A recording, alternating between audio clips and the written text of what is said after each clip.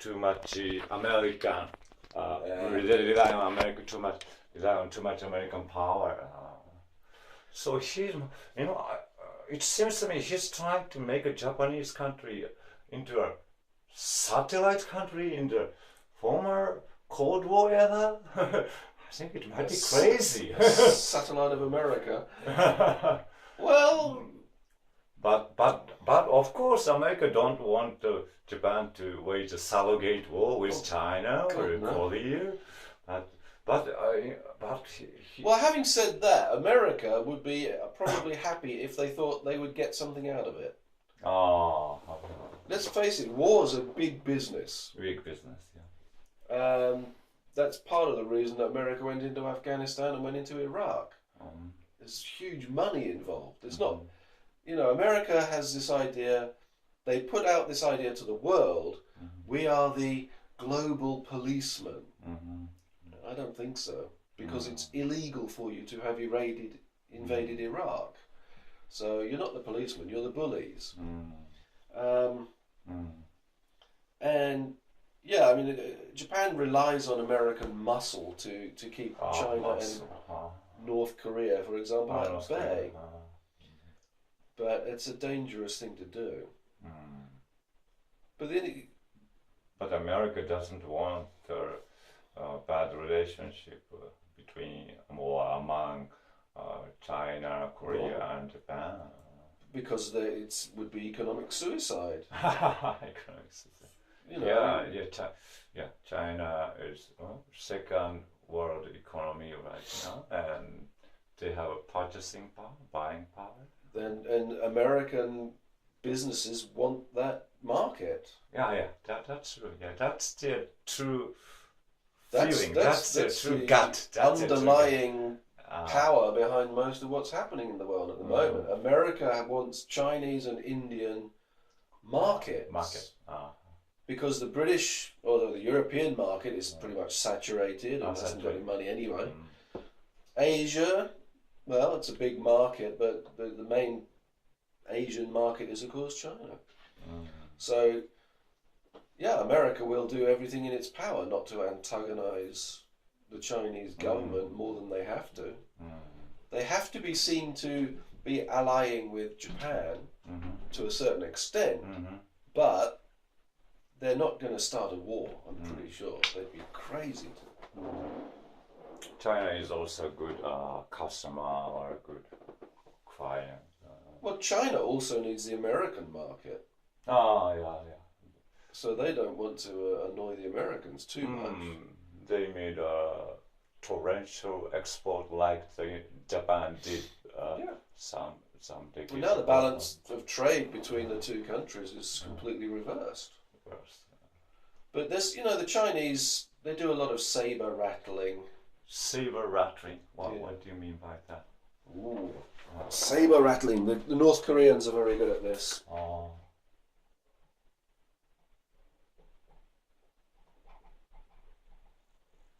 Saber is a kind of sword. And they're very good at waving their swords around. Kind of brinkmanship? Making threats, yes. Brinkmanship. They like to do a lot of that, but they're not actually going to commit to a war. They'd be crazy to.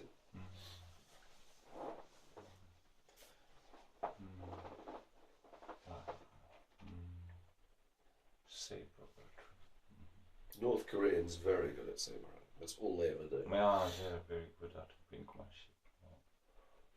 How do you see European people, North Korea? Well, the thing about most Europeans, for most Europeans, North Korea is so far away. Far East. It's not a threat. So we just think it's funny. Funny. That crazy little fat guy with the bad haircut. He's saber rattling again. So for us, it's not a major threat, but because of the proximity to Japan, you have to take him much more seriously. Especially when he keeps shooting missiles over Japan.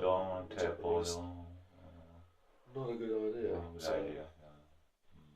I don't know what's going to happen with North Korea because they do seem to be legitimately crazy.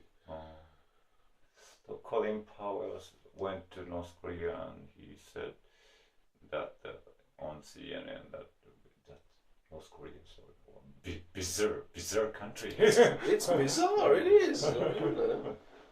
You've got the leadership and the army, which is 1 million men, who are the only people who have enough to eat.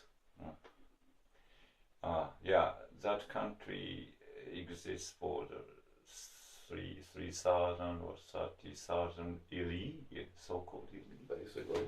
And they're quite happy to see millions of their own country people starve, while the rest of them are eating caviar and driving around in Ferraris.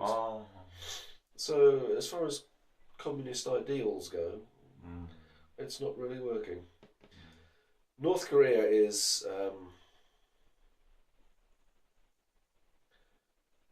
yeah, I mean, that's the most pure dictatorship you could ever see, I think. When the guy kills half of his uncles... That's... Brad battle, wow.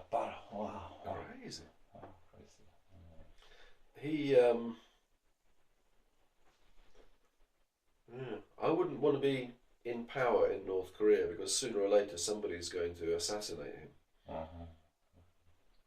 Probably. But North Korea, does it provide a real threat? I'd like to say no, but you can't. I think there is some. CNN said that, in a bad case, nuclear North Korea, Japan, and other country has to live with it. That's probably the case. That's what's going to happen. Sooner or later, they're going to get their nuclear arms. You can't stop them. It's almost impossible. So we need good relationship among Korea and China and Japan to solve or make the situation better in North Korea. Well, of course, traditionally China was allied with North Korea, but recently that relationship seems to have soured. So that may make North Korea back down and behave themselves. But on the other hand, if they are as crazy as they seem to be, that could push them the other way. They might get petulant and start a war for no particular reason. Do you have any proposals to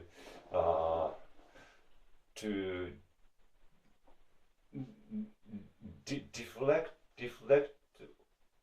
in countries' dysfunction to reflect in country dysfunction to other part of the world? What do you call? Do you have any technical term? 内部の不満を外に向ける。Direct the dysfunction in one country to the other issues outside. Oh. So that's a very common way or tactics. Placing the blame on someone else. Someone placing the blame on someone else. Smoke screens. Smoke screen. Is there a better way of putting that?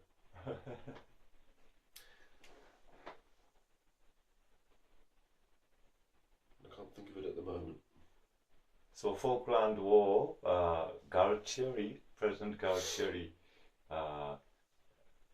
direct in the Argentina's dysfunction to that Falkland Island issues.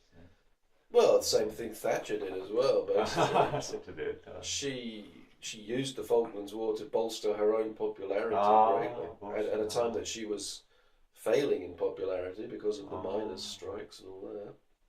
So is that the main reason why she was called an Iron Lady? Not only that, not only for that. The Iron Lady part was the